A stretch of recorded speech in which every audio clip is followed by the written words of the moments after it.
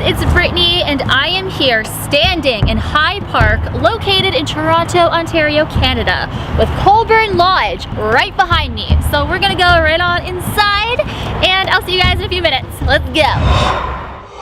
Hi, I'm Brittany. It's so nice to meet you. Thank you so much for having me.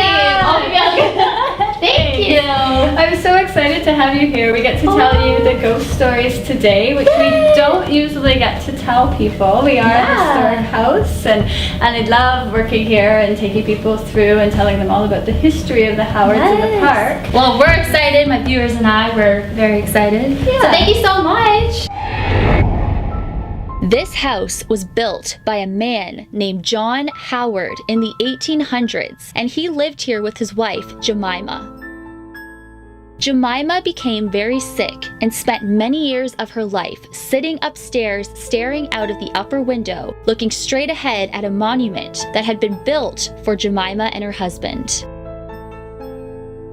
This monument is now their gravesite. In 1953, a police officer was patrolling High Park when he noticed a figure appeared in the upper window.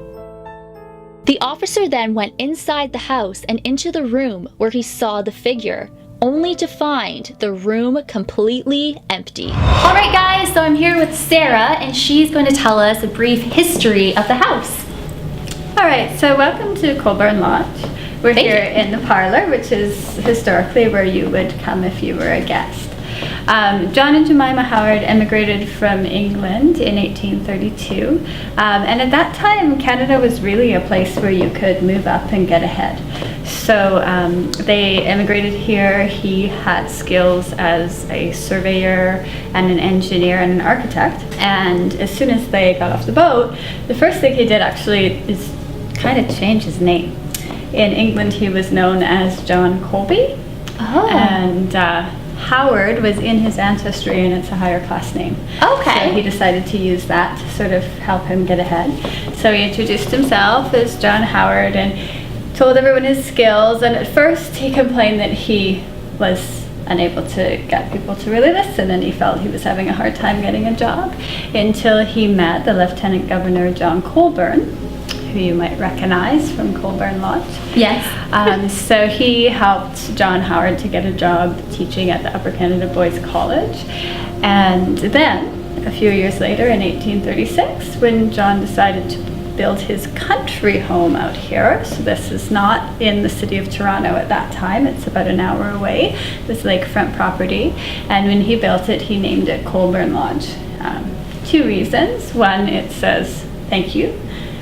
Two, it says, hi everyone, I have friends in high places. There's a lot more interesting stuff, and I don't want to take up your whole video, but you should come back for a tour, and all your viewers can come back. The Halloween tour or the ghost tour? Oh yeah, that's the only time we do tell the ghost stories to the public. Yes. At Halloween we have our haunted High Park, and we walk around the park and in the house in the dark and tell you some of it. So all the lights are out? Like, is it pitch black? Do you have like candles or something? We do have candles. Yeah. That's so fun. Oh, I love it. Now we're actually in Jemima's room, where she is said to be sitting at the window looking out at people and at her monument. So Sarah, can you tell us a bit more about Jemima? Have you had any experiences in this room with Jemima? I've actually heard a lot of people get cold spots on their neck. They feel like a prickly sensation. I haven't seen Jemima. I haven't personally. I don't think so. I haven't personally really felt experiences in this room, although I have heard of people who did, and had people on my tour who said they were creeped out and they didn't want to go in the room. Some people say they feel kind of sad or confused, and one person felt like breath on their neck, and someone I feel a hand on their colds shoulder. on my neck right now, but I think it might be in my head. I think I might just be too excited. Yeah. But I feel it on my neck. I don't know. But it is cooler in this room.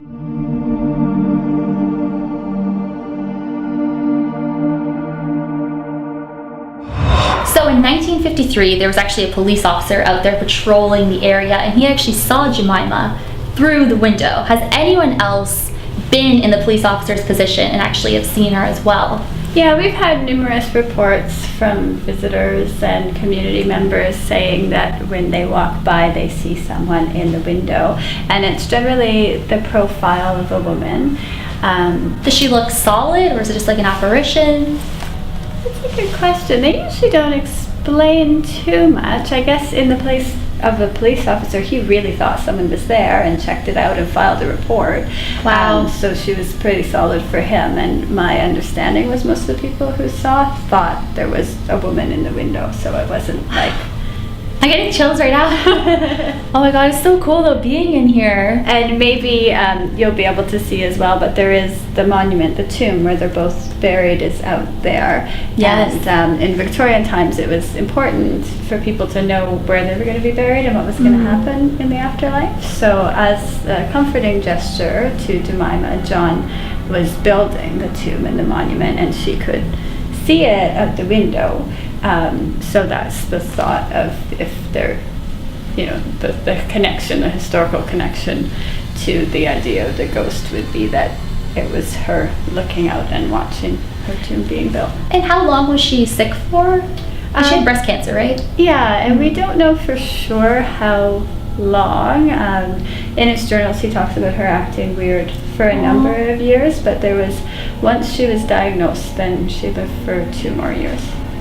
Oh, and she just sat there looking out the window all I don't the time? think all the time, no. Aww. But sometimes. It's so cute. Yeah. Aw, Jemima. Just a cute little lady in the picture. Oh, I love her. So you were telling me earlier about the visitors who've been on the tour, and they actually said that they went on a tour with a guide who actually was a ghost. So they say. Yes. Were you here that day? No, I wasn't here. I don't think I was here that day. I heard about it very soon after. Apparently they just had one guide here, which we never do anymore. And when they came to the door, the guide wasn't ready yet, so I guess she invited them in to wait. Wow. Which we also wouldn't do. Yeah. But she invited them in, and they were wandering around while they were waiting for her, and they were met by another guide dressed in all white historic costumes. Was it a man or a female? It was a woman, yeah. I think it was Jemima? A white, I don't know. I guess could be a That's possibility. Cool. They said it very pale, all white, and she was very, very knowledgeable about the house, and it was a great tour. So, and she was just like solid form, like you and me. They thought it was the person. Yeah, it was Wow. the person that gave them the tour. And then when the tour finished, the other guide came up and was like, "Where were you? Where did you go?" And they said, "Well, we got a tour, and she was so great. So please tell her it was a fantastic tour." And oh my gosh. and she got kind of pale, and she said, "I'm the only one here." So then they decided they would like to leave, and she asked them to wait, and she closed out the museum and left. Did they go all over the house?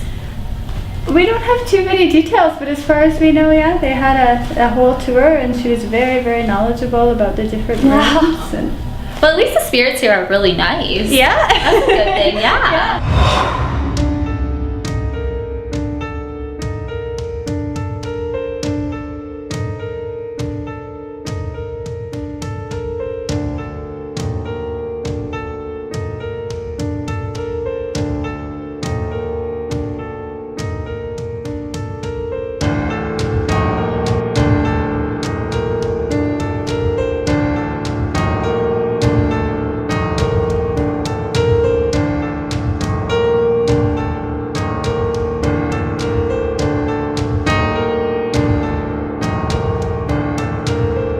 they tell us how many buckets of wheat he bought, and Oh my God. the name of his horses. So it's hard to go through, but God. Catherine really likes. So that's scary. Yeah, it's The man just the man in the park. Yeah, he's peeking. Oh my god.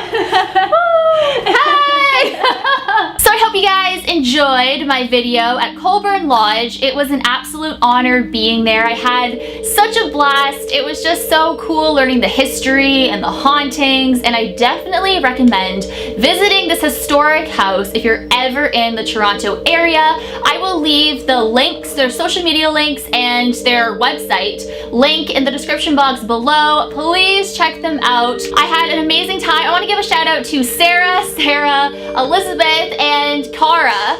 You guys are so awesome. I had such a blast interviewing Sarah. She is so sweet, and oh my gosh, she was awesome. You guys have to go to this place and just check it out and meet Sarah and Sarah. There's two Sarahs, but I interviewed one of them. And Elizabeth, and they're all great people. And I had so much fun. It was such a great honor. Thank you guys so much for having me. I hope you enjoyed this video.